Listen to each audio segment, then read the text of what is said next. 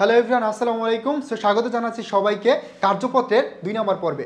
আজকের পর্বে আমরা সমাপনী দাখিলার মাধ্যমে যে হিসাবগুলো বন্ধ করতে হয়, মূলত মানে কি অস্থায়ী, অবাস্তব এবং নামিক হিসাবগুলো, এই হিসাবগুলো বন্ধ করব। প্রিভিয়াস পর্বে কিন্তু আমরা সমাপনী দাখিলার A to Z কমপ্লিট করছি এবং সমাপনী দাখিলায় যে হিসাবগুলো বন্ধ করা হয় সেগুলো ডিটেলস তোমাদেরকে দেখাইছি। সো এই পর্বে আমরা এগুলো কিভাবে বন্ধ করতে হয় এটাই শেখাবো তোমাদেরকে। তো শুরু করা যাক। প্রথমেই দেখো, আমরা আয়কে বন্ধ করে দিব, তাই না? আয়কে বন্ধ করব।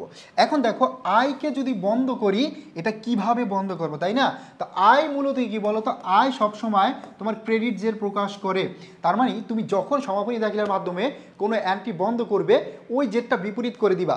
মনে করো আয় হচ্ছে ক্রেডিট, যদি বন্ধ করে দাও তাহলে হয়ে যাবে কি ডেবিট। আয় হিসাব তখন হয়ে যাবে কি বলো তো, ডেবিট। কারণ আয় হিসাব ডেবিট করে দিলে আমার আয় হিসাবের যে কি শূন্য হয়ে যাবে। ঠিক আছে, আয় হিসাব ডেবিট এবং আয় সারাংশ কি ভাইয়া, আয় সারাংশ হিসাব তুমি করে দিবা ক্রেডিট।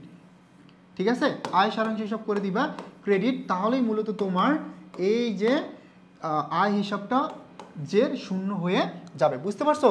তার মানে যখনই তুমি কোন হিসাবের জের বন্ধ করে দিবা, এটা স্বাভাবিক জের ছিল ক্রেডিট, আমি করে দিলাম ডেবিট, তার মানে কি আয়টা ভ্যানিশ হয়ে গেল। ঠিক আছে, ধরো আয় যদি থাকে এখানে 50,000 টাকা, এখন এই 50,000 টাকা কি হয়ে গেল, আমি ডেবিট করে দিলাম, তার মানে কি 50,000 টাকা ভ্যানিশ হয়ে গেল, আমি বন্ধ করে দিলাম। এবার চলো আমরা ব্যয়কে বন্ধ করব। দেখি আমরা ব্যয়কে কিভাবে বন্ধ করতে পারি। তো ব্যয় বন্ধ করতে হলে তোমাদের প্রথমে জানতে হবে ব্যয়ের স্বাভাবিক জেরটা কি।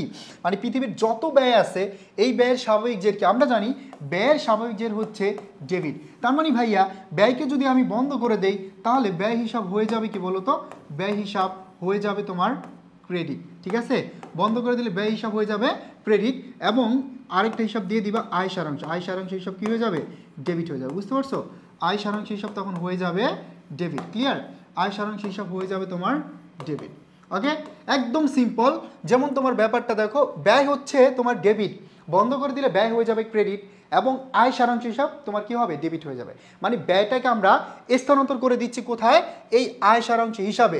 এই আয় সারাংশের আরেকটা নাম হচ্ছে আয় বিবরণী। তুমি যেইটা ইউজ করো, আয় সারাংশ ইউজ করতে পারো, আয় বিবরণী ইউজ করতে পারো, যেটা তোমার সুবিধা হয়।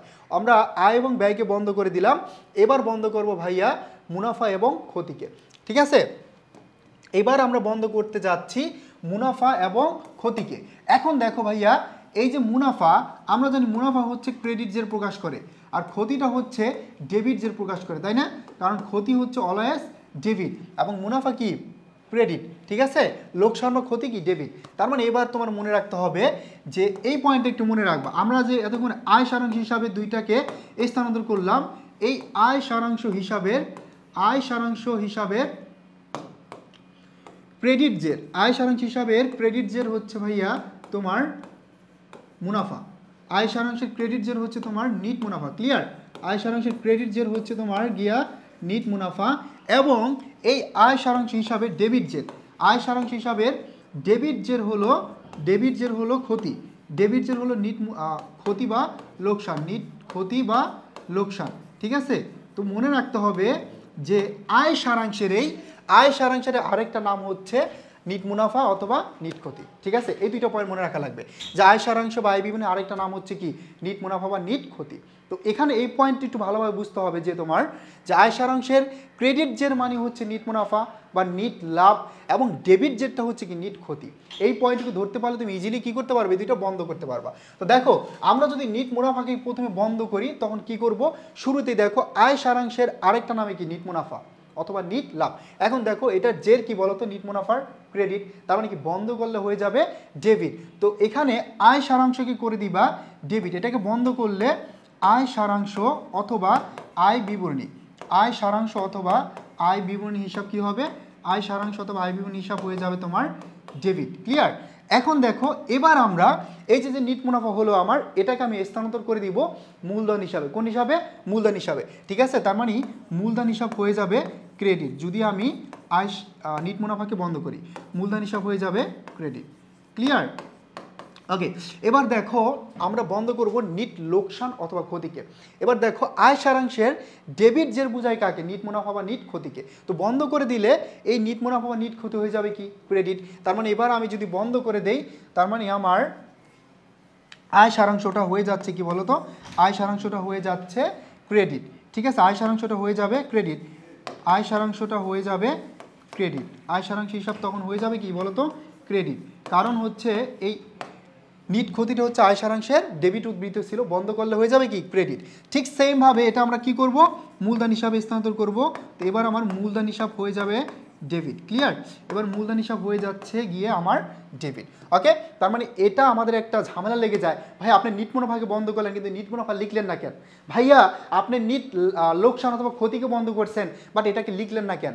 কারণ এখানে লিখতেছে আমরা মেইন টার্মটা, মেইন নামটা। মনে করো নিট মুনাফার আরেকটা নামই হচ্ছে, মানে নিট মুনাফার ক্রেডিট উদ্বৃত্ত প্রকাশ করে আয় সারাংশে, ঠিক আছে, মানে কি আয় সারাংশে ক্রেডিট উদ্বৃত্তই হচ্ছে নিট মুনাফা, ডেবিট উদ্বৃত্ত হচ্ছে নিট ক্ষতি। তো এই আমরা এই ডেবিট উদ্বৃত্ত ক্রেডিট উদ্বৃত্ত না লিখে লিখবো কি আয় সারাংশ অথবা আয় বিবরণী, ঠিক আছে। আর এই হিসাবের ব্যালেন্সগুলো আমরা স্থানান্তর করে দিব মূলধন হিসাবে, তাহলে কি আমাদের এই দুইটাও কি বের হয়ে যাবে। আশা করি সবাই ক্লিয়ার।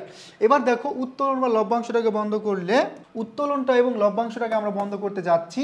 তো বলো তো উত্তোলন এবং লভ্যাংশ এই দুইটা জেরেই কি বলো তো ডেবিট, এই দুইটার জেরে কি ডেবিট। তো দেখো যদি আমি বন্ধ করে দেই তাহলে উত্তোলন বা লভ্যাংশ, উত্তোলন হচ্ছে এক মালিকানা ব্যবসায়ের ক্ষেত্রে এবং এই লভ্যাংশটা হচ্ছে কোন ব্যবসার ক্ষেত্রে বলো তো, এটা হচ্ছে গিয়া তোমার কোম্পানি ব্যবসার ক্ষেত্রে।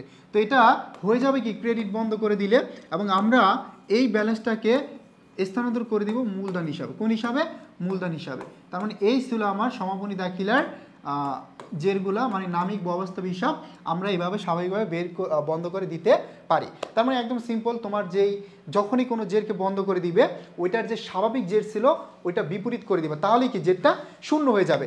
জাস্ট আমাদের যেখানে ঝামেলা হয় যে নিট মুনাফা এবং নিট ক্ষতি এই দুইটা ক্যালকুলেশন করতে গিয়ে, এই দুইটা পয়েন্ট দেখো খুবই সিম্পল ছিল। কারণ আয় সারাংশ বা আয় বিবরণী ডেবিট উদ্বৃত্ত মানে হচ্ছে নিট ক্ষতি, তার মানে আমরা সরাসরি নিট ক্ষতি না লিখে ডেবিট উদ্বৃত্ত লিখতেছি, আবার নিট মুনাফা না লিখে কি লিখতেছি আয় বিবরণী অথবা আয় সারাংশ লিখতেছি, কারণ আয় বিবরণী বা আয় সারাংশের ক্রেডিট উদ্বৃত্তি হচ্ছে নিট মুনাফা, ঠিক আছে। সো এভাবে তোমরা বন্ধ করে দিতে পারবা। সো আজকে এই পর্যন্তই, দেখা হচ্ছে নেক্সট পর্বে।